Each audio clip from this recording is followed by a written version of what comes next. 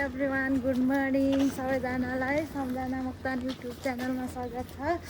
आज चाहिँ सानो भाइ अनि म यता हाम्रो ठुलो भाइ गाउँ जाँदैछौँ।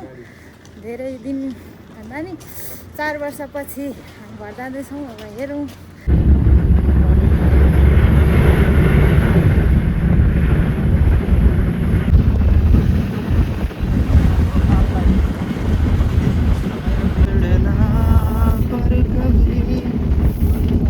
फाइनल्ली 4 वर्षपछि घर आइपुग्यो। यस्तो अवस्थामा अब हेरौँ मम्मीको रियाक्सन कस्तो हुन्छ। बुवाको चाहिँ भिडियो गर्नै पाइनँ मैले। मम्मीको हालत के गरेको मम्मी यस्तो के बाँधेर बसेको यस्तो। ल हाम्रो भिनाजु, हाम्रो दाई कति वर्षमा बस्नु पायो सम्झना।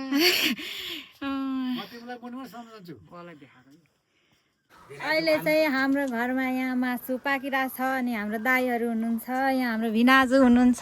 भिनाजु यता हेर्नु त। सबैजनाले खाएपछि अनि हाम्रो छविलाल मोक्तान, ओ छविलाल मोक्तान टमाटर काट्दै हुनुहुन्छ। अनि आज चाहिँ हाम्रो विशेष त्यस्तो खासै त केही छैन, भयो नि अलिअलि सबैजना मिलेर रमाइलो गर्ने नै छौँ। यता हुनुहुन्छ हाम्रो हरि अङ्कल अनि मेरो साङ्गे दाई। यो चाहिँ हाम्रो घरको कुकुर, यो मेरो बच्चा। अनि हामी सबैजना रमाइलो गर्छौँ। हाम्रो बुवा यहाँ मल सफा गर्दै हुनुहुन्छ यहाँ बाख्राको खोरमा। यहाँ थुन्सेमा म बोक्दैछु। मेरो हालत यस्तो भइरहेछ। अब मल बोकिन्छ अनि एकछिनमा भेट्नुपर्छ।